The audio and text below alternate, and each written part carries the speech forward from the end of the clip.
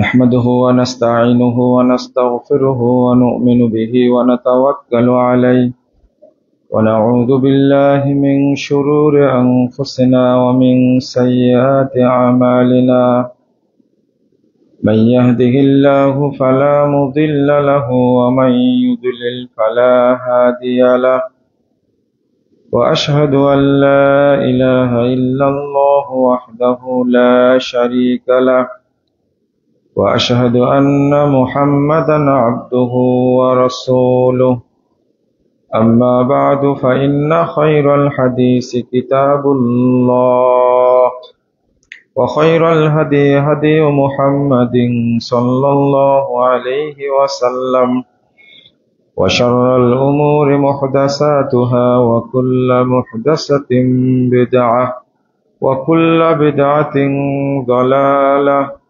وكل ضلالة في النار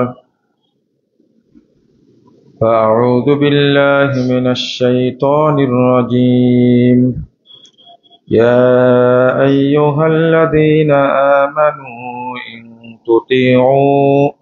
إن تطيعوا فريقا من الذين أوتوا الكتاب يردوكم بعد إيمانكم كافرين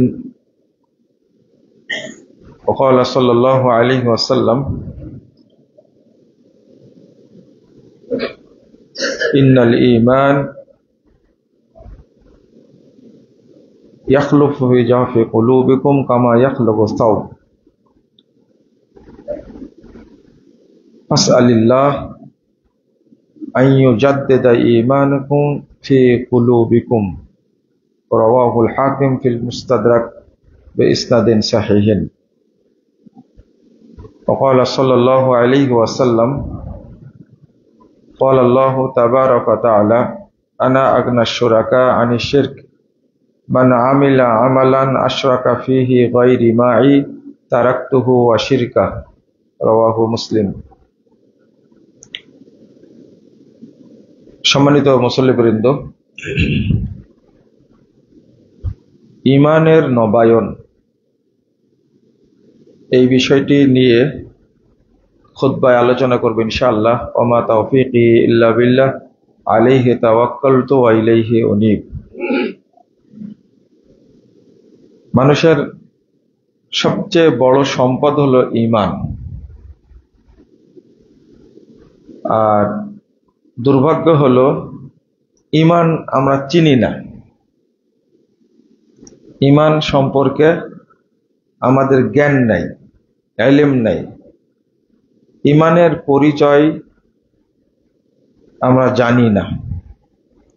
আমি যে ভাষাটা বললাম, ঈমানের নবায়ন, ঈমানের পরিচর্যা,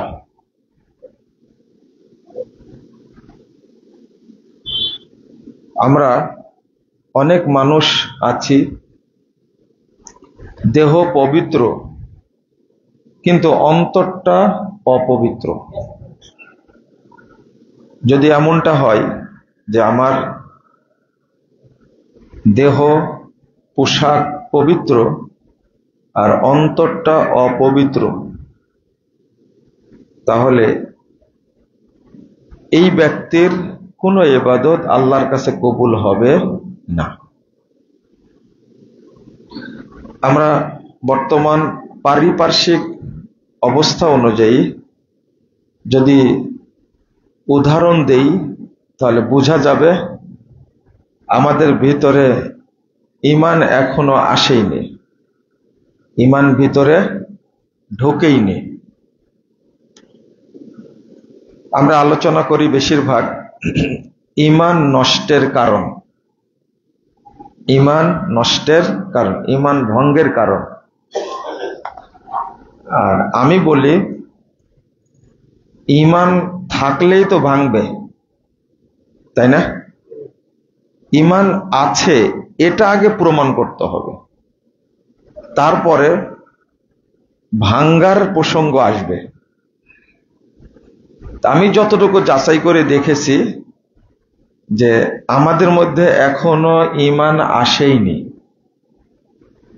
যেমন যে কোনোদিন ওযু করেনি, তার ওযু ভাঙ্গার সম্ভাবনা আছে? আপনারা বলেন। যে 50 বছর ওযুই করেনি, আপনি কি বলবেন তার ওযু ভেঙে গেছে? আমাদের অবস্থাটা কিছুটা এই রকম। আর ঈমান এত দামি জিনিস, একটু খেয়াল করবেন, ঈমান এত মর্যাদাপূর্ণ, এত দামি, এত লজ্জাশীল। ঈমানের সাথে একটু কোনো কিছুর ছোঁয়া লাগলে ঈমান থাকে না, ঈমান চলে যায়। এত দামি জিনিস, আপনি ঈমানকে অসম্মান করবেন, আপনার মাঝে থাকবে না। সাহাবীরা বলতেন, ইজলিস বিনা নুমিনু সাআহ, আসো একটু বসো, আমরা ঈমানটাকে নবায়ন করি। ঈমান থাকে না, চলে যায়। 124 নম্বর হাদিস সহিহ মুসলিমের মধ্যে এসেছে, রাসূল সাল্লাল্লাহু আলাইহি সাল্লাম বলছেন, ইসবিহুর রাজুলু মুমিনান ওয়া ইউমসি কাফিরান আও ইউমসি মুমিনান ওয়া ইসবিহু কাফিরান। মানুষ সকাল করে মুমিন হয়ে বিকাল হতে হতে কাফের হয়ে যায়। আবার অথবা বিকাল করে মুমিন হয়ে সকাল হতে হতে কি হয়ে যায়? কাফের হয়ে যায়। এটা তো অনেক সময় পাওয়া গেল, সকাল বিকাল অনেক সময় না, তো কিছুক্ষণ থাকে। আর একটা হাদিস আসছে, লাকলবু ইবনে আদম আশাদ্দু ইনকিলাবাম মিনাল কিদর। ঈমান এত দ্রুত পালায় যায়, যেমন মহিলারা যখন ভাত রান্না করে, ভাতে বলক ওঠে না, 1 সেকেন্ডে কয়টা উঠে? আপনারা তো কখনো গুনতে পারেন না, গুনে দেখবেন, আপনি পারবেন না, ভিডিও করে গুনবেন যে 1 সেকেন্ডে কতবার উঠলো। যদি আপনি গুনতে পারতেন তাহলে আল্লাহ রাসূল এই উদাহরণ দিতেন না। এর চেয়েও বেশি ঈমান দ্রুত পরিবর্তনশীল, আশাদ্দু ইনকিলাবাম মিনাল কিদর। ঈমান থাকে না। ধরেন এই যে এসেছেন মসজিদে, আপনার ঈমান নাই, এই মসজিদে আসা, সালাত আদায় করা আল্লাহর কাছে কবুল হবে? একটাও না। এই জন্য আমরা সিয়াম পালন করছি ঈমানহীন। ঈমানহীন সিয়াম পালন করা আর ওযুবিহীন তাহাজ্জুদ পড়া একই। একজন মানুষ বলেন যে ওযু না করে তাহাজ্জুদ পড়লে কবুল হবে? হবে? জুমা পড়লে কবুল হবে? তো ঠিক ঈমানবিহীন যত কাজই করেন না কেন, একটাও কবুল হবে না। আচ্ছা, ওযুবিহীন যদি 2 রাকাত নফল পড়েন, কবুল হবে না? 1 রাকাত বেতরে যদি পড়েন, তাহলে সালাতের জন্য ওযু কি শর্ত, ফরজ। ওযু না হলে কি হবে না? কোনো সালাতই হবে না। জানাজা হবে, দেখেন তো হয় কিনা জানাজা। অনেক লোক আছে কিন্তু জানাজা পড়ে ওযু না করেই। তো ঠিক ঈমান এমন জিনিস, ঈমানের অনুপস্থিতিতে, ঈমান নাই, সুবহানাল্লাহ কথাটা বলবেন, এটাও কবুল হবে না, হবে না। 2 নম্বর, রাসূল সাল্লাল্লাহু আলাইহি ওয়াসাল্লাম বলছেন, 58 নম্বর হাদিস মুস্তাদরাক হাকিমের মধ্যে এসেছে, 2-3টা হাদিস আসছে, তার মধ্যে একটা হলো, ইন্নাল ঈমানা ইয়াখলাকু ফি জাওফি কুলুবিকুম কামা ইয়াখলাকুস সাওব।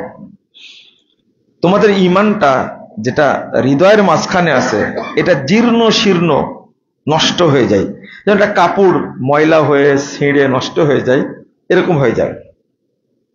ফাসআলিল্লাহ, অতএব তোমরা আল্লাহর কাছে চাও, আইয়ুজাদ্দিদা ঈমানাকুম ফি কুলুবিকুম, আল্লাহ রাব্বুল আলামিন যেন তোমাদের ভিতরে অন্তরে যে ঈমান, এই ঈমানটা যেন আল্লাহ সংস্কার করে দেন, পরিষ্কার করে দেন। এর নাম হলো ঈমানের নবায়ন। আপনাকে প্রতি মুহূর্তে চিন্তা করতে হবে ঈমানের নবায়ন। এই ঈমান আছে, এই নাই, এই আছে, এই নাই। যতক্ষণ আপনি ঈমান সহ থাকবেন ততক্ষণ আপনার সব কাজে বরকত হবে। আর যদি ঈমানহীন থাকেন তাহলে কোনো ইবাদত কবুলও হবে না, বরকতও হবে না। যেমন আরো স্পর্শকাতর, ঈমান এত ভদ্র, এত স্পর্শকাতর, রাসূলুল্লাহ সাল্লাল্লাহু আলাইহি ওয়াসাল্লাম বলছেন, আল হায়াউ ওয়াল ইয়ু শুবাতুম মিনাল ঈমান, লজ্জা এবং অল্প কথা বলা ঈমানের লক্ষণ, ঈমানের অংশ। ওয়াল বাযাউ ওয়াল বায়ানু শুবাতুম মিনান নিফাক, আর যে ব্যক্তি মুখ দিয়ে খারাপ ভাষা উচ্চারণ করে, অশ্রাব্য নোংরা ভাষা উচ্চারণ করে, এ ব্যক্তি মুনাফিক। ওয়াল বায়ান, আর যে সবসময় বকতেই থাকে। কিছু লোক আছে না, সরকারি চাকরি থেকে রিটায়ার হয়েছে, সারাদিন বকতে থাকে। বেশি যে বকাবকি করে, কোনো পাপ করেনি কিন্তু, বুঝেননি মনে হয়, শুধু কি করে, বেশি কথা বলে। আমরা কিন্তু আবার খুব আগ্রহ করে বলি, আমি একটু কথা বেশি বলি, কিছু মনে করেন না। ও যে মুনাফিক, ওর হিসাব নাই। বেশি কথা বলে তাই কি নাই, বলেন কি নাই, ঈমান নাই, ঈমান চলে গেছে। বেশি কথা বলে, গালিগালাজ করে না, হারাম খায় না, মিথ্যা কথা বলে না, শুধু একটা কাজ করে, কি কথা বেশি বলে, ঈমান নাই। আর একটা হলো মুখ দিয়ে খারাপ কথা বের হয়। যেমন আমরা বলি, রিকশাওয়ালা কেমন একটা কথা বলি, আপনি আপনার ওয়াইফকে, মানে আপনার চেহারা দেখে ভালো মনে করার কোনো দরকার নাই, আপনি ভালো কিনা আপনার ওয়াইফকে জিজ্ঞেস করলে পাওয়া যাবে, তাই না? আপনার ওয়াইফকে যে ভাষায় কথা বলেন, শুধু তাই না, ওর বাপকেও বলেন, আপনার ওয়াইফের মাকেও বলেন, 14 গোষ্ঠী নিয়ে কথা বলেন, ঈমান নাই। যারা অশ্রাব্য ভাষা ব্যবহার করে তাদের মধ্যে ঈমান থাকে না। ঈমান কত দামি জিনিস দেখেন। তাহলে আরেকটা হাদিস বলি, রাসূল সাল্লাল্লাহু আলাইহি সাল্লাম বলছেন, ইন্নাল্লাহা লা ইয়াকবালু দুআন মিন কলবিন গাফিলিন লাহিন, নিশ্চয় আল্লাহ অমনোযোগী, উদাসীন অন্তরের দোয়া ইবাদত কবুল করেন না। এই যে এখানে বসে আছেন আপনারা, আমি আলোচনা করছি, আপনার মনোযোগ নাই, কবুল হবে না। এটা ইবাদত। আমি চুরির কথা বলিনি যে আপনার চুরি করছেন, ঈমান নাই, এটা বলিনি। এই যে এটা একটা ইবাদত, খুতবা দেওয়া, শোনা, এটা কি ইবাদত, নেকি হবে না? কিন্তু আপনার মনোযোগ নাই। আল্লাহ রাসূল সাল্লাল্লাহু আলাইহি ওয়াসাল্লাম বলছেন, ইন্নাল্লাহা লা ইয়াকবালু দুআন মিন কলবিন গাফিলিন লাহিন, অমনোযোগী, উদাসীন, অন্যমনস্ক এই ব্যক্তির দোয়া আল্লাহ কবুল করেন না। এর অর্থ কি জানেন? ঈমান নাই, তাই ঈমান চলে গেছে। তাহলে আমরা যারা সালাত আদায় করি, মনে হয় যে আমাদের মধ্যে ঈমান আছে। একদিকে ঈমানের যে পরিচর্যা, এটাও জানি না, আর ঈমানের নবায়ন করা, লা ইলাহা ইল্লাল্লাহ। আজকে ফজরের পর থেকে এখন পর্যন্ত কয়বার বলেছেন লা ইলাহা ইল্লাল্লাহ? বলেন তো দেখি, কতবার বলেছেন? নিরপেক্ষভাবে যদি আপনি অন্তরকে জিজ্ঞেস করেন, ফজর পড়ার পর থেকে নিয়ে এখন পর্যন্ত লা ইলাহা ইল্লাল্লাহ কথাটা বের হয়নি মুখ দিয়ে। নবায়ন কখন হলো? নবায়ন হয়নি। এই জন্য আফজালুল যিকর লা ইলাহা ইল্লাল্লাহ ওয়া আফজালুদ দুআ আলহামদুলিল্লাহ। আপনি সবসময় বলতেই থাকবেন লা ইলাহা ইল্লাল্লাহ, না থাকলে আবার চলে আসছে ঈমান। লা ইলাহা, সবকিছু অস্বীকার করেছে, অন্তর পরিষ্কার করে ফেলেছে, এবার বললাম কি ইল্লাল্লাহ। এটা হল নবায়ন। মনে করেন ফজরের পর থেকে নিয়ে এখন পর্যন্ত মাঝখানে যদি আপনি মরে যেতেন, তাহলে কি অবস্থায় মরতেন?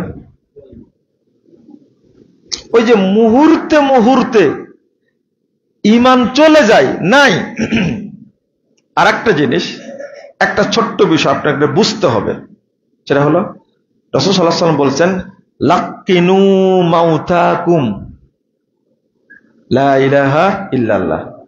তোমাদের মৃত্যু যারা, মৃত্যুদেরকে তোমরা লা ইলাহা ইল্লাল্লাহ তালকিন করো। মৃত্যুকে পড়ানো যায়? যে মরে গেছে তাকে কালেমা পড়ানো যাবে? সেখানে বললেন লাক্কিনু মাউতাকুম, তোমাদের মৃত্যুদেরকে তালকিন করাও। এর অর্থ কি? আপনি আপনার বাপ সম্পর্কে বলছেন যে আমার আব্বা সকালে লা ইলাহা ইল্লাল্লাহ এটা ওটা পড়ছিল, কিন্তু মাঝখানে আর কোনো হোশ ছিল না, বুঝতেও পারিনি, সন্ধ্যায় মারা গেল। কোনো সমস্যা না, আমার বাপ খুব ভালো অবস্থায় মারা গেছে, তাই না? মাউতাকুম, লা ইলাহা ইল্লাল্লাহ তার কাছে বলতে হবে ওই টাইমে যখন আর ফিরে আসার সম্ভাবনা নাই। 2 দিন আগে না, 3 দিন আগে না, 1 ঘন্টা আগে না, কয় মিনিট আগে। আর ফির মাউতাকুম, মরেই যাচ্ছে, আর ফিরবে না, ফাইনাল হয়ে গেছে, বাঁচবে না।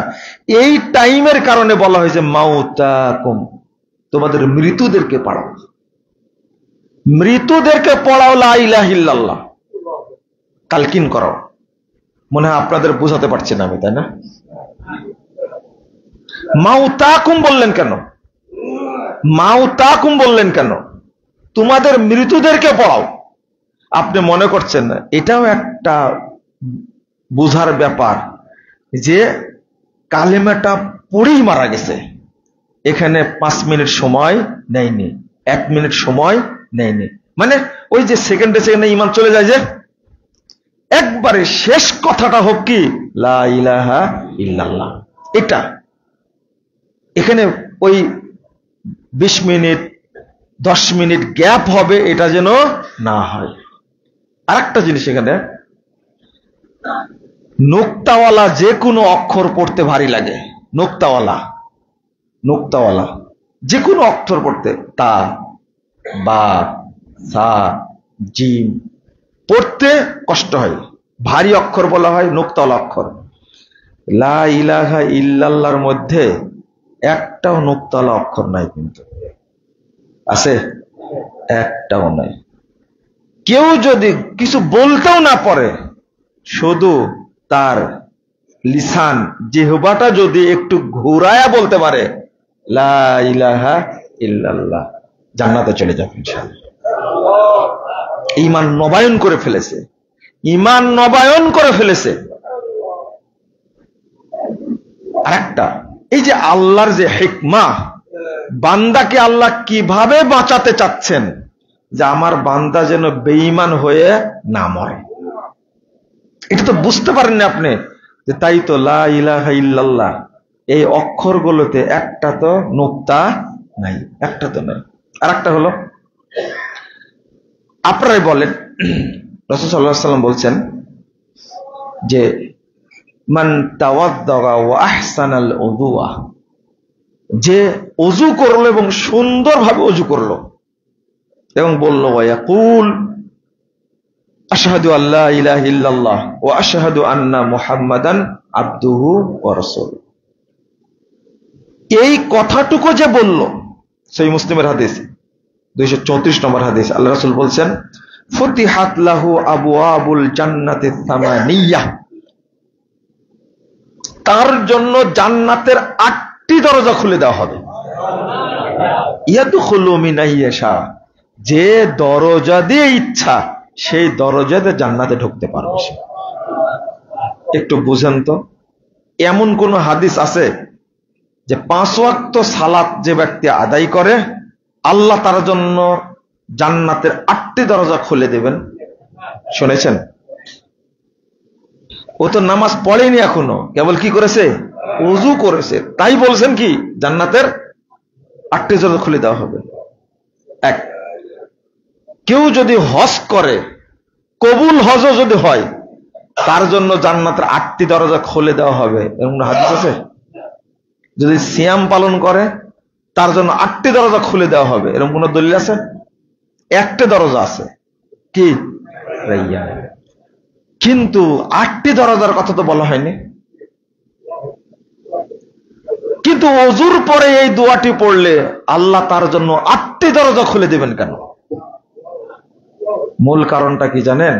মূল কারণটা হলো ফজিলতটা এখানে আল্লাহ রাব্বুল আলামিন দিয়ে দিয়েছেন। আমার বান্দারা যখনই ওযু করবে, তখনই দোয়াটা পড়বে, তখনই ঈমানটা নবায়ন হয়ে যাবে। আপনি সেই ফজরে ওযু করেছেন, তখন হয়তো পড়েছেন, ঈমান আসছিল। ফজর থেকে জোহরের মাঝখানে ঈমান কখন চলে গেছে? যখন আপনি জোহরের জন্য ওযু করলেন আর দোয়াটা পড়লেন, তখন অটো ঈমানটা আবার চলে আসলো। জোহর থেকে আসরের মাঝখানে এই যে টাইমটা কেন বলেন তো দেখি? এই যে টাইম, ফজর থেকে আসর পর্যন্ত পারে 6-7 ঘন্টা, জোহর পর্যন্ত, জোহর থেকে আসর পর্যন্ত 3 ঘন্টা, আসর থেকে মাগরিব পর্যন্ত। এই টাইমিং কারণটা কি? টাইমিং এর একটা কারণ হলো রাসূল সাল্লাল্লাহু আলাইহি সাল্লাম বলছেন, যখন বান্দা কোনো পাপ কাজ করে, তখন ডানের ফেরেশতা বলে, তুই লেখিস না এখনই। আল্লাহ লিখতে নিষেধ করে, লেখো না, ওকে 6 ঘন্টা টাইম দাও তওবা করে কিনা। কয় ঘন্টা? যখন 6 ঘন্টা পার হয়ে যায়, তখন পাপটা লিখে ফেলে ফেরেশতা। রাসূল সাল্লাল্লাহু আলাইহি সাল্লাম বলছেন, আপনি একটু একদিকে বান্দার ঈমান যেন নবায়ন হয়, এই জন্য ওযুর পরে কি আশহাদু আল্লা ইলাহা ইল্লাল্লাহ ওয়া আশহাদু আন্না মুহাম্মাদান আবদুহু ওয়া রাসূলুহু। আর একটা গুরুত্বপূর্ণ, এই জন্যই যে ব্যক্তি তাহিয়াতুল ওযু পড়ে, বুঝেন না কথা? তাহিয়াতুল ওযু যে ব্যক্তি 2 রাকাত পড়ে, বা তাহিয়াতুল মসজিদ, দুখুলুল মসজিদে 2 রাকাত সালাত আদায় করে, এই ব্যক্তির কোনো নেকি হয় না। এই ব্যক্তির সরাসরি নেকি হলো জান্নাত।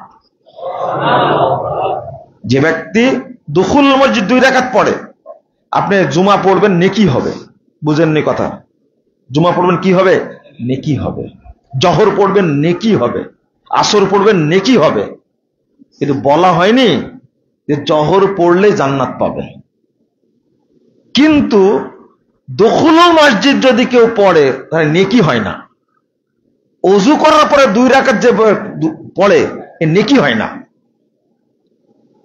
মসজিদে এসেছেন, 2 রাকাত পড়েছেন, এই জন্য আপনার নেকি হবে না, এর নেকি সরাসরি জান্নাত। আপনি কি বুঝলেন কথাটা? সরাসরি কি জান্নাত। এর কারণটা, ওযু করার পরে আপনি পড়েছেন আশহাদু আল্লা ইলাহা ইল্লাল্লাহ ওয়া আশহাদু আন্না মুহাম্মাদান আবদুহু ওয়া রাসূলুহু। এটা ঈমানকে নবায়ন করার ফজিলত। এটা আপনি ঈমানকে নবায়ন করেছেন। আমি মনে হয় বুঝাতে পারছেন আপনাদেরকে, বুঝছেন কি? এই যে ঈমানটা চলে আসলো আবার, তা আল্লাহ আপনার উপরে আমার উপরে কত দয়াশীল, অটো ঈমানটা আল্লাহ কি করে দিচ্ছেন? নবায়ন করে দিচ্ছেন। কোনোদিন খেয়াল করিনি যে এই দোয়া পড়লে এত নেকি কেন, যে আমি এই দোয়াটা পড়লাম তাই আল্লাহ রাব্বুল আলামিন আমার জন্য জান্নাতের 8টি দরজা খুলে দিলেন। শুধু এটা না, আমি যখন পড়লাম আশহাদু আল্লা ইলাহা ইল্লাল্লাহ ওয়াহদাহু লা শারীকা লা ওয়া আশহাদু আন্না মুহাম্মাদান আবদুহু ওয়া রাসূলুহু আল্লাহুম্মা জাআলনি মিনাত তাওয়াবিন ওয়া জাআলনি মিনাল মুতাতাহহিরিন, এই দোয়াটা যখন পড়ে নিলাম, আমার ঈমান না থাকলেও সাথে সাথে আমার মধ্যে কি চলে আসছে? ঈমান চলে এসেছে। এটা একজন বান্দার জন্য বিরাট বড় পাওয়া, বিরাট বড় পাওয়া। আরেকটা হাদিস আসছে, ফাতলুল কোরআন ইউজাদ্দিদু ঈমানাকুম, তোমরা ঈমানটাকে নবায়ন করার জন্য বেশি বেশি তেলাওয়াত করো। কোরআন তেলাওয়াত করলে ঈমান নবায়ন হয়, ঈমান নবায়ন হয়। অর্থাৎ কোন সময় ছাড়বেন না, সবসময় বলবেন কি লা ইলাহা ইল্লাল্লাহ, বলবেন লা ইলাহা ইল্লাল্লাহ বারবার। যেন ঈমান কি, এর পরে যত কাজ করবেন সবগুলোতে বরকত হবে, নেকি হবে। আপনার অ্যাকাউন্ট নাই, টাকা জমা হবে না। বুঝছেন কথা? এখন তো সবার বিকাশ আছে, তাই না? যার নাম্বারে বিকাশ নাই, ওই নাম্বারে টাকা পাঠালে আপনি পাবেন। আর অ্যাকাউন্ট খোলা আছে কিন্তু নাম্বারটা ভুল আছে, মাত্র একটা সংখ্যা ভুল আছে। কয়টা? একটা সংখ্যা ভুল আছে। আপনার ওই অ্যাকাউন্টে টাকা জমা হবে? আকীদা থাকতে হবে, আকীদা শুদ্ধ হতে হবে। বাংলাদেশের মানুষের আকীদা শুদ্ধ না অশুদ্ধ? আমাদের এই যে গতদিনে দুর্গা পূজা গেল, তো দেখে মনে হলো যে বাংলাদেশের অধিকাংশ মানুষই কি মুশরিক, তাই না? টুপি আলাও মুশরিক, দাড়ি আলাও কি মুশরিক, পাঞ্জাবি আলাও কি মুশরিক। ইমানের কি অবস্থা চিন্তা করেন। আল্লাহ শব্দটা, নামটা আপনার জন্য উচ্চারণ করা হারাম যদি আপনার ভিতরে শিরকি কর্মকাণ্ড থাকে। আল্লাহ এত মর্যাদাবান, আল্লাহ নামটা। কিন্তু পূজা মণ্ডপে গিয়ে বলছে আল্লাহর শুকরিয়া আদায় করছি যে আমরা সবাই মিলে পূজা উদযাপন করতে পারছি। বলছে আলহামদুলিল্লাহ। আস্তাগফিরুল্লাহ, আস্তাগফিরুল্লাহ, আস্তাগফিরুল্লাহ। আমরা ইমানের উপরে আলোচনা করলে আপনাদের সহ্য হয় না। আর বেনামাজিরা কি বলে? নামাজ না পড়লেও ইমান ঠিক আছে। কি বলে না? বেনামাজিরা বলে তো নামাজ না পড়লে কি ইমান ঠিক আছে। আস্তাগফিরুল্লাহ। রাসূল সাল্লাল্লাহু আলাইহি ওয়াসাল্লাম বলেন বাইনাল আবদি ওয়া শিরকি ওয়াল ঈমানে আস-সালাহ। ঈমান আর কুফরের মাঝে পার্থক্য কি? সালাত। তাহলে যে ব্যক্তি সালাত নাই তার কি নাই? ঈমান নাই। রাসূল সাল্লাল্লাহু আলাইহি ওয়াসাল্লাম নিজে বলছেন যে ব্যক্তির সালাত নাই তার কি নাই? ঈমান নাই। কিন্তু বেনামাজি দাবি করছে কি কি সালাত না পড়লে ঈমান ঠিক আছে। তা বলে কি ঠিক আছে? ঈমান আছে এটা বলে না, ঈমান ঠিক আছে। নামাজ না পড়লে ঈমান ঠিক আছে। এ হলো ডবল কাফের। এক, সে সালাতকে ব্যঙ্গ করেছে এজন্য কাফের। আর দুই নম্বর, ঈমানদার দাবি করেছে, ঈমানের ইজ্জত নষ্ট করেছে, তাই না? আস্তাগফিরুল্লাহ। অথচ যে নামাজ পড়ে না সারা বছর না, এক ওয়াক্ত যদি সালাত কেউ ছেড়ে দেয়, এক ওয়াক্ত যদি কেউ সালাত না পড়ে, সে কাফের। সে কি হয়ে যায়? কাফের হয়ে যায়। শুধু তাই না, নামাজ পড়ে কিন্তু হাত্তা ইয়াদখুলা ওয়াক্তান ফি ওয়াক্তিন, একটা ওয়াক্তের সালাত আরেকটা ওয়াক্তে ঢুকে গেছে, ফাহুয়া কাফের। সেটা কি? কাফের। আসরের সালাতের টাইম হবে 3:08। কত? 3:08 আসর। আপনি জহর পড়েননি, জহর আপনি পড়েননি ইচ্ছা করে, এখন 3:08 বেজে গেছে, আপনি কি? কাফের। আপনাকে আবার ইসলাম গ্রহণ করা লাগবে, আবার ইসলাম গ্রহণ। আর আপনার জহর নাই।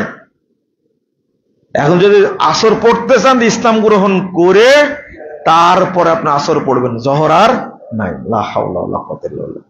মাসালা এইটা। আর সারা বছর পড়ে না, শুধু ঈদ আর কি পড়ে? 2 ঈদ পড়ে, ঈদুল আজহা আর ঈদুল ফিতর পড়ে, তাই বলে আমি মুসলমান।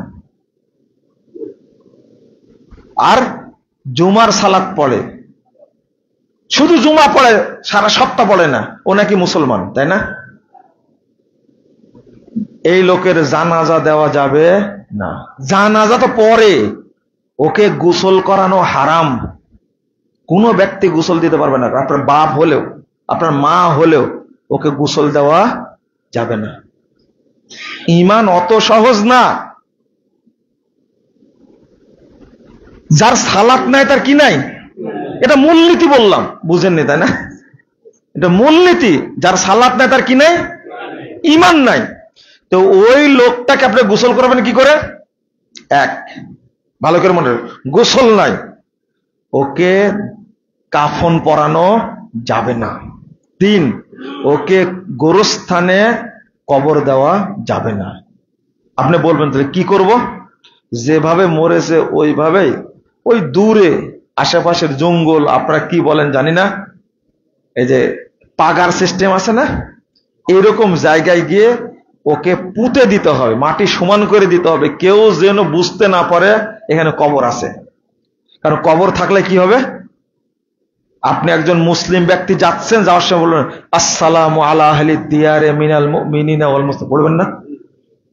এটা পড়া কি জায়েজ না হারাম? হারাম। ও তো কাফের, ও মুশরিক, ও মুরতাদ, ওর জন্য কি দোয়া করা যাবে? এই জন্য ওকে কবর দিতে হবে। কবর দিতে হবে না, কি করতে হবে? পুঁতে দিতে হবে, গর্ত খুঁড়ে পুঁতে দিতে হবে। আর মানুষ যেন বুঝতে না পারে এখানে কি আছে, দূরে দিতে হবে। কারণ ওর জন্য দোয়া করবে, যে কবর দেখলে দোয়া করবে না, আপনারা দোয়া করেন না গোরস্থান দেখলে, এইটা যেন দোয়া না করতে পারে এই জন্য কি করতে হবে? দূরে নিয়ে যা পুঁতে দিতে হবে। আর মুসলিম হলে গোরস্থানে কবর দিবেন, এটা হলো শরীয়ত। 2 নম্বর, এবার আপনারা প্রশ্ন আপনাদেরকে এটা বুঝান তো দেখি, একজন মুশরিক, একজন কাফের, ইহুদি খ্রিস্টান, তারা বেশি খারাপ না একজন বেনামাজি বেশি খারাপ? বেনামাজি বেশি খারাপ। কেন? এই উত্তরটা দেওয়া লাগবে কিন্তু। কেন বেশি খারাপ?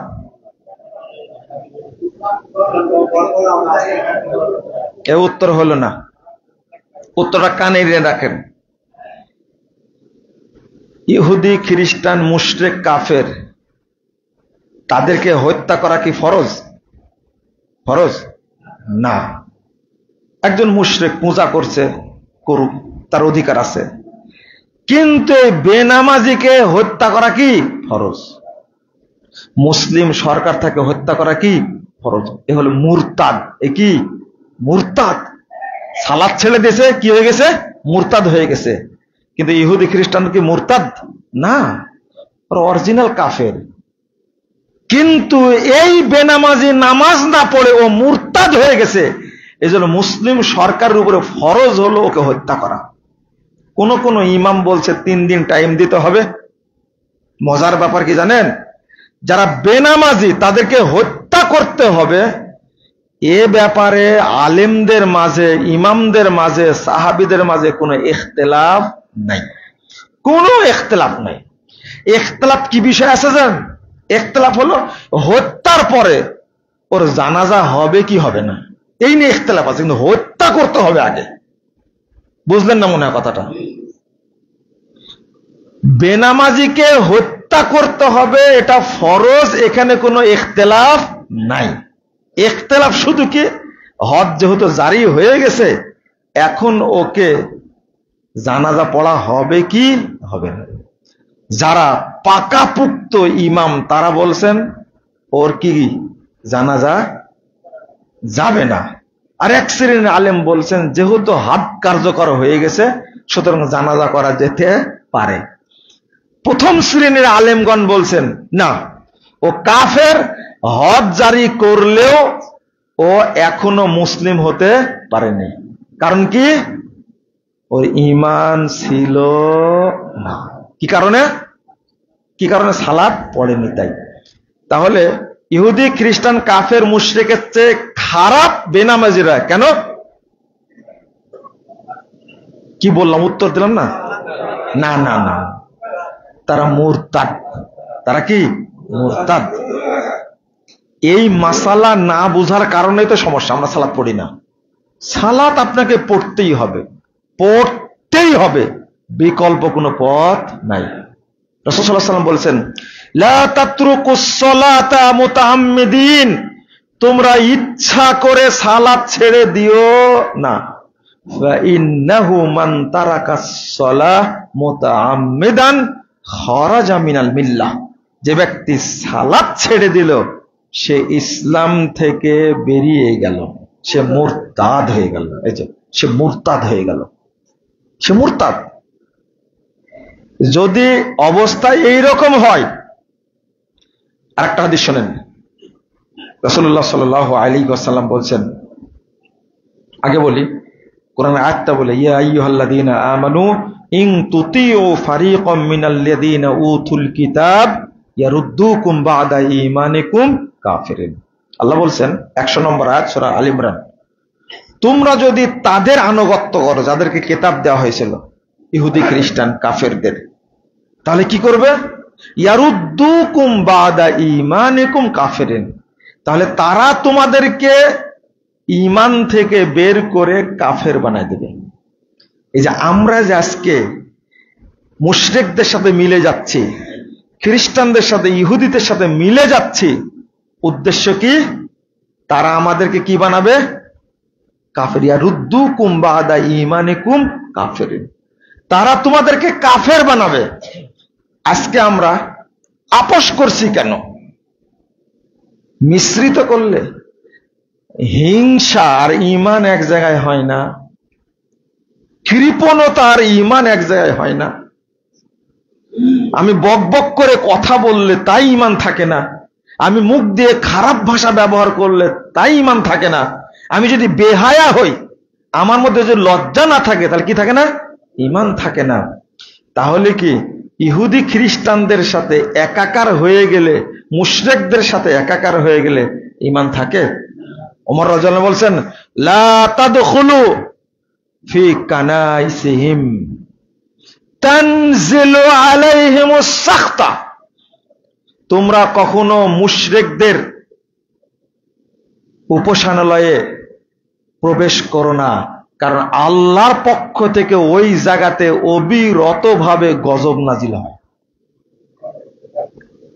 ওই জায়গায় গিয়ে আল্লাহর প্রশংসা চলে? চলে? উদ্দেশ্য একটা ভোটের জন্য, তাই না? কিসের জন্য? একটা কথা বলছি শোনেন,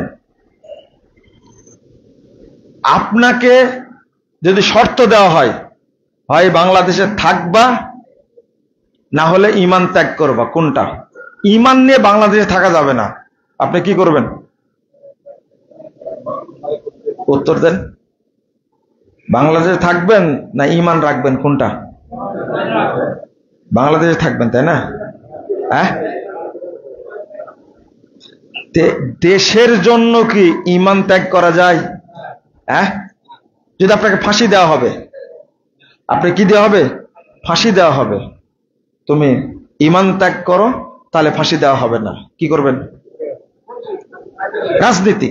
রাজনীতি রাজনীতি করতে গেলে ঈমান থাকবে না, তাহলে কি রাজনীতি করবেন না ঈমান রক্ষা করবেন? বুঝলেন না মনে হয় কথাটা? আমি তো আতে ঘা দিয়ে কথা বলি, কারণ এই দেশটাই কি বলে, এই দুনিয়াটাই আসল না, পরবর্তী জীবন একটা আছে না, ওখানে ঈমান ছাড়া রাজনীতি কবরে যাবে নাকি আপনার? হ্যাঁ, আপনার দেশপ্রেম কবরে যাবে? দেশকে ভালোবাসতে গিয়ে আপনি যদি কাফের হয়ে যান। এই জন্য মেয়র হানিফ সাহেব একটা কথা বলেছিলেন সাক্ষাৎকারে, অনেকদিন আগের কথা, বলছেন না, আমি আগে মুসলমান তারপরে বাংলাদেশি। ইনকিলাবে সাক্ষাৎকার দিয়েছেন। রাজনীতিবিদরা আগে ঈমান বিক্রি করে, আগে ঈমান বিক্রি করে, ঈমান থাক চায় না দেখার বিষয় না, আমি আগে দুর্নীতি করি, আমি আগে হারাম খাই। এই আকীদা যদি কেউ পোষণ করে, আপনি বলেন তো তার ঈমান থাকবে কিনা? না, প্রশ্ন আসে না। ইহুদি খ্রিস্টানরা চাচ্ছে, মনে করেন আপনি আপনার বাচ্চার জন্মদিন পালন করবেন, জন্মদিন পালন করে আপনার বাচ্চার জন্মদিন পালন করলে, মৃত্যুদিন পালন করলে, আপনার বাবার ধরেন আপনি 21শে ফেব্রুয়ারি পালন করবেন, 16ই ডিসেম্বর, তারপরে কি 26শে মার্চ পালন করবেন। করতে গিয়ে যদি আপনাকে কবরে যেতে হয় ফুল দিতে, যদি এই খাম্বার কাছে যে ফুল দিতে যেতে হয়, আপনার ঈমান থাকবে না? থাকবে না? থাকবে। তাহলে কোনটা দরকার আপনার? আগে ঈমান জরুরি না খাম্বা জরুরি? এই জিনিসগুলো যদি না বুঝেন আপনি, তাহলে আপনি দুনিয়াতে বসবাস করে আপনার লাভ কি? ও খাওয়া দাওয়া করবেন, পায়খানা করবেন, মারা যাবেন, এটা হলো উদ্দেশ্য? এটা কখনোই হতে পারে না। রাসূল সাল্লাল্লাহু আলাইহি ওয়াসাল্লাম বলেছেন, লা তাকুমুস সাআহ হাত্তা তালহাকা কবাইলু মিন উম্মতি বিল মুশরিকিন ওয়া ইয়াবুদুল আওসান। আল্লাহ রাসূল বলছেন কিয়ামত হবে না যতক্ষণ আমার উম্মতের বহু কাফেলা, বহু দল মুশরিকদের সাথে মিলে না যাবে, মূর্তি পূজা না করবে, ততদিন কিয়ামত হবে না। 2219 নম্বর হাদিস তিরমিজির মধ্যে আসছে। আপনি কি বলছেন? আজকে আমাদের ঈমান রক্ষাটা যে কত কঠিন হয়ে গেছে, আমাদের উপদেষ্টারা, শাসকরা চালাই দিচ্ছেন। খুব সুন্দর একটা কথা বলছেন, আমরা এমন একটা সংবিধান প্রণয়ন করব যে সংবিধান করলে টুপি আলারাও সন্তুষ্ট থাকবে, জুব্বা আলারা সন্তুষ্ট থাকবে, জেনারেল শিক্ষিত মানুষ যারা তারাও সন্তুষ্ট থাকবে, যে সমস্ত মহিলা ল্যাংটা ঘুরে তারাও সন্তুষ্ট থাকবে, যারা নাস্তিক তারা সন্তুষ্ট থাকবে। খুব সুন্দর একটা পথ বের করতে চাচ্ছে, তাই না? ওই যে ঐকমত্য কমিশন, খুব সুন্দর একটা কথা। কিন্তু আল্লাহ কি বলেন শোনেন, ইসলামের সাথে কোনো কিছুকে মিশ্রণ করা যাবে হারাম। হারাম এইটা অন্তত মনে রাখবেন, হারাম এটা বড় পাপ। আল্লাহ রাব্বুল আলামিন বলছেন ইয়াকুলুনা নুমিনু বিবাস ওয়া নাকফুরু বিবাস। ইনারা যে চিন্তাটা করছেন, এই চিন্তা করে পৃথিবীর কোন রাষ্ট্র সফল হয়নি। আপনাকে একদিকে যেতে হবে, আর হবেও না কোনোদিন সফল। সেটা হলো আপনি এমন একটা গাড়ি তৈরি করতে চাচ্ছেন যে গাড়ির পাখা হবে বিমানের, আর বগি হবে ট্রেনের, আর ইঞ্জিন হবে কিসের? বাসের, আর চাকা হবে কার? হ্যাঁ, চাকা হবে সাইকেলের, ধরেন ভ্যানের হলো। এই যে গাড়িটা তৈরি করলেন, কি গাড়ি চলবে? এই গাড়ি, হ্যাঁ, এটা তো সুন্দর বুঝছেন আপনি। আল্লাহ বলছেন ইয়াকুলুনা নুমিনু বিবাস ওয়া নাকফুরু বিবাস, আমরা কিছু নিব আর কিছু কি ছাড়বো। ওয়া ইউরিদুনা আন ইয়াত্তাখিযু বাইনা যালিকা সাবিলা, আর এইগুলো মিলে আমরা একটা সুন্দর পথ তৈরি করব। ধারণাটা সুন্দর না? কিছু নিব কিছু বাদ দেব। যেমন বলছে সংবিধান থেকে সেকুলারিজম বাদ দিয়ে দিছি, সংবিধান থেকে ন্যাশনালিজম বাদ দিয়ে দিছি, সংবিধান থেকে কমিউনিজম বাদ দিয়ে দিছি, কিন্তু মূলভূতটা রেখে দিয়েছে কি? ডেমোক্রেসি, গণতন্ত্র রেখে দিয়েছে। আমরা বলি, এখন বলছে ফ্যাসিস্টদের তৈরি এই সংবিধান মানি না। আমরা যখন এই কথাটা বলেছি তখন আমাদের উপরে হ্যারেস করেছে অনেক, তাই না?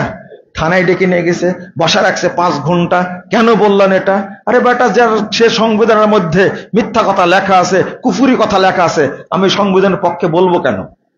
আমি অতটুকু বলবো যতটুকু কোরআন সুন্নাহ মোতাবেক। আর যে কোরআন সুন্নাহ মোতাবেক না, সেগুলো কি করব? যেখানে সমকামিতা বৈধ করে দিছে, যেখানে জেনাকে, বেশ্যালয়কে বৈধ করে দিছে, মদকে বৈধ করে দিছে, ওটাকে আপনি সমর্থন করবেন? আমি আইন প্রণয়ন করতে পারি না, আমি আইন মানার জন্য। আইন প্রণয়নকারী কে? আল্লাহ। আমরা বলি এটা চলবেই না। কেন? সৌদি আরবে সংবিধান আছে না? কি সংবিধান? কোরআন সুন্নাহ। তাদের আলাদা কোনো বই আছে? হ্যাঁ, ওই দেশ চলতে পারলে আপনার সারা দেশের মানুষ সৌদি আরবের বিরুদ্ধে গালিগালাজ করছেন, কিন্তু তাদের কোনো পশম ছিঁড়তে পারছেন আপনারা? হ্যাঁ, সৌদি আরব বিশ্ব রাজনীতি নিয়ন্ত্রণ করে, আপনি পারেন না কেন? আপনি মানুষের গোলামি করেন। তাই বাংলাদেশের সংবিধান হবে কোরআন এবং সুন্নাহ। জামাত ইসলামের ভাইরা বলে যে কোরআনের আইন চাই, সৎ লোকের শাসন চাই। এটা চলবে না এই স্লোগান। এটা বলতে হবে কোরআন সুন্নাহর আইন চাই, সৎ লোকের শাসন চাই। আপনি কারেকশন করেন। এটা আমি বহু আগে বলেছি, এখনো বলছি, কোরআন সুন্নাহর আইন চাই। এই কোরআনের কথা বলতে গিয়ে বহু মানুষ কাফের হয়ে গেছে, হয়নি? আহলে কোরআন হয়ে গেছে না? এখন বর্তমানে যারা বড় বড় আহলে কোরআন, তারা সবার আগে জামাত ইসলাম করেছে। ওই ডাটা আমাদের কাছে আছে। অর্থাৎ ভাষাটা বলবেন কোরআন সুন্নাহর আইন চাই, সৎ লোকের শাসন চাই, আপত্তি নাই। কিন্তু মজার ব্যাপারটা কি জানেন? আপনি দুইটাকে মিক্সার করে একটা গাড়ি তৈরি করবেন। আল্লাহ কি বলছেন? উলাইকা হুমুল কাফিরুনা হাক্কা, এরাই অরিজিনাল কাফের। ওই অমুসলিম কাফের মুশরিক অরিজিনাল কাফের না। যারা ইসলাম এবং কুফুরকে অ্যাড করে, তাওহীদ এবং তাগুতকে মিক্সচার করে, আল্লাহ তাদের ব্যাপারে বলছেন এরাই হলো অরিজিনাল কাফের। দুইটা মিক্সচার করা যাবে কোনো দিনই না। ঈমানের সাথে কুফুরকে মিশ্রণ করা যাবে না, তাওহীদের সাথে তাগুতকে মিশ্রণ করা যাবে না। আপনি কিভাবে সাহস রাখেন? মাথায় টুপি, মুখে কি দাড়ি, আর এক পাগলাকে দাঁড় করায় দিয়েছে। ওই যে পাগলা, একটা কুষ্টিয়ার এক পাগলা বলছে নবী মোহাম্মদ সাল্লাল্লাহু আলাইহি সাল্লামের, তারাও বার্তাবাহক সাংবাদিক ছিলেন, আর আপনারা সাংবাদিক, আপনাদের মর্যাদা একটু বেশি। জামাত ইসলাম আর কোন লোক পাইনি ওই পাগলাকে ছাড়া। কথা কি বুঝতে পারেননি? আপনি ইসলামী দল, ইসলামকে গোটাই নষ্ট করে ফেলেছেন আপনি। মাঝখানে আমাদের একটা মিটিং হয়েছিল, তাদের সাথে আমাদের অফিসে গেছিলেন। আমরা কিছু গঠনমূলক পরামর্শ দিয়েছিলাম এই পাগলাগুলোকে ছাড়ার জন্য। একবার বলে সালাতে আদায় করে মানুষ জান্নাতে যাবে, এর কথা আমি পাইনি, পড়াইনি, ও কিভাবে পাবে? আর বলেছে আহলে হাদিসরা হলো আহলে খবিস, বলেছেন এটা এক একটা কথা বলছে। আর ওই পাগলাকে পেয়েছে জামাত ইসলাম, আর কাউকে পাইনি। ইসলামকে এরকম ভাবে গলা কাটা করে চিন্তা করে কখনো ইসলাম প্রতিষ্ঠা করা যায় না। কথাটা ভালো করে মনে রাখতে হবে। এইগুলো আমরা নোংরা প্রচলিত এই বেলেল্লাপুরা রাজনীতির সাথে জড়িত না, কিন্তু ইসলাম সম্পর্কে কটূক্তি করলে এটা আমরা সহ্য করতে পারি না। এটা সহ্য হয় না। এটা বলবে কেন? এটা কেন? আর ভালো ভালো আলেম আছে না, তারা বলতে পারবেন না? অধ্যক্ষ মুজিবুর রহমান, তাকে চিনি, আমাকে জড়িয়ে ধরলেন। আমি মনে করি বিজ্ঞ আলিম তিনি, কথা বলবেন তারা ইসলাম সম্পর্কে বলতে গেলে। ওই যে গেছিলেন না পূজা মণ্ডপে, গতবার পাহারা দিয়েছেন, সাইফুল ইসলাম আইনজীবী একজন অ্যাডভোকেটকে এই হিন্দুরা যেভাবে হত্যা করেছে, গতবার কথা স্মরণ নেই আপনাদের? তাহলে আপনি কার সাথে বন্ধুদলি করতে চান? আজকে বাংলাদেশটাকে এই ধ্বংসের দ্বার প্রান্তে নিয়ে গেছে এই হিন্দুত্ববাদী কসাই মোদির কারণে। এটা জানেন না সবাই আপনারা? বাংলাদেশের অবস্থাটা এই পর্যায়ে গিয়ে যাওয়ার কারণটা কি? একটা বিশাল শক্তিশালী রাষ্ট্র, তিন রাষ্ট্রের একটা রাষ্ট্র যদি ছোট্ট রাষ্ট্রকে চেপে ধরে, এই রাষ্ট্রের কিছু করণীয় থাকবে? বন্ধুরা আমার, ইসলামের বাস্তব রূপটা আপনি সঠিকভাবে তুলে দেওয়ার চেষ্টা করেন, তুলে ধরার চেষ্টা করেন, মানুষ যেন সেটা বুঝতে পারে, মানুষ যেন হকটা আমল করতে পারে। আমার আগে চিন্তা করতে হবে আমি ঈমান নিয়ে মরতে পারবো কিনা, আমি যেন মুশরিকদের সাথে মিশে না যাই, আমি যেন কাফেরদের সাথে মিশে না যাই, এই চিন্তাটা আগে করতে হবে। আমি মনে করি প্রথম দাবি থাকবে আপনাদের প্রতি, 1 নম্বর, ঈমানটাকে ফ্রেশ রাখবেন, সব কিছু থেকে হেফাজত করবেন ইনশাআল্লাহ। আল্লাহর কাছে চাইবেন, আল্লাহ তুমি আমার ঈমানের হেফাজত করো। বলতে পারবেন না? একটা দোয়া পড়েন তো, আল্লাহুম্মা ইন্নী আসআলুকা ঈমানান লা ইয়ারতাদ ওয়া নাঈমান লা ইয়ানফাদ ওয়া মুরাফাকাতা মুহাম্মাদিন ফি আলা জান্নাতিল খুলদ। ছোট্ট দোয়া, কিন্তু অর্থ এত চমৎকার। আল্লাহ তোমার কাছে এমন ঈমান চাচ্ছি যেটা কোনোদিন নষ্ট হবে না। আল্লাহ তোমার কাছে এমন নিয়ামত চাচ্ছি, এমন রুজি চাচ্ছি যা কোনোদিন শেষ হবে না।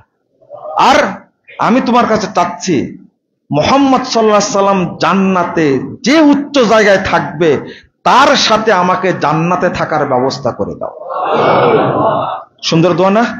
এই দোয়াটা মুখস্থ করবেন, তাহলে আমাদের ঈমান কখনো নষ্ট হবে না। সম্মানিত মুসল্লিবৃন্দ, বেশি বেশি শুনবেন তাওহীদের আলোচনা। কিসের? তাওহীদের আলোচনা। বেশি বেশি শুনবেন আকীদার আলোচনা, বেশি বেশি শুনবেন ঈমানের আলোচনা, যে ঈমান কিভাবে নষ্ট হয়।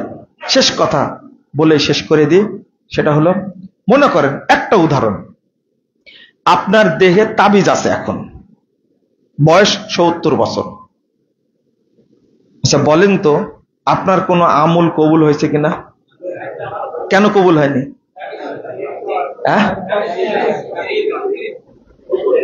তাবিজ দেওয়ার কারণে ইমান কি হয়েছে? ইমান নষ্ট হয়েছে, তাই না? এটা এতক্ষণ বক্তব্য দিয়ে কি লাভ হলো?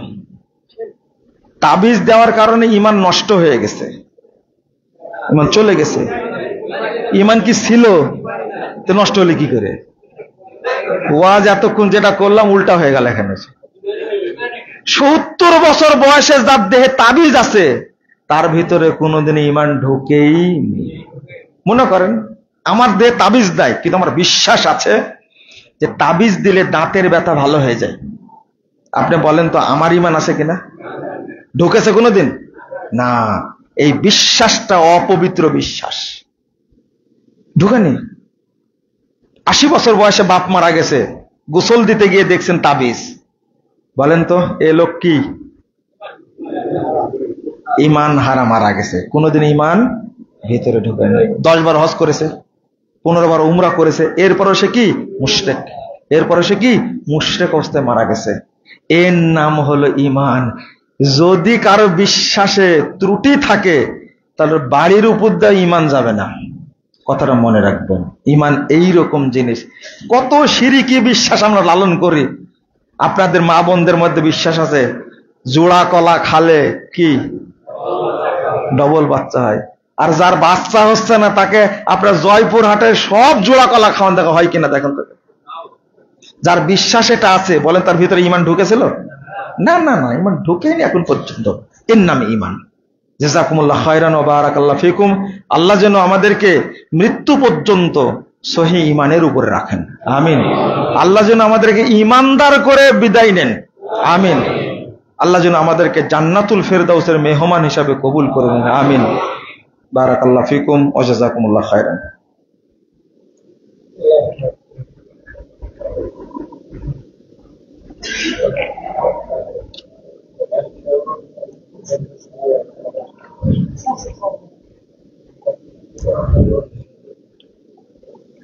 আলহামদুলিল্লাহি ওয়াহদা ওয়াসসালাতু ওয়াসসালামু আলা মান লা নাবিয়্যা বাদা।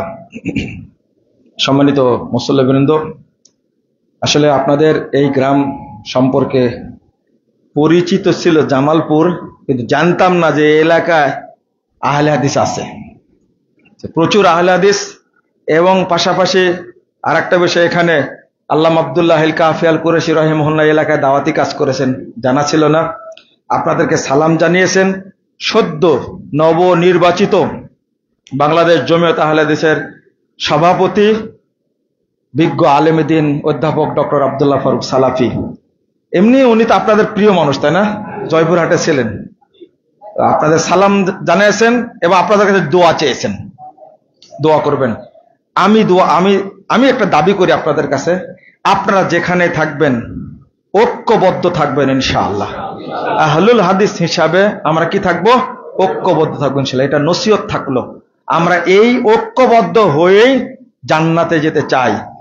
আল্লাহ রাসূল সাল্লাল্লাহু আলাইহি সাল্লামের নেতৃত্বে তিনি হবেন ইমাম, আমরা হব কি মুক্তাদি।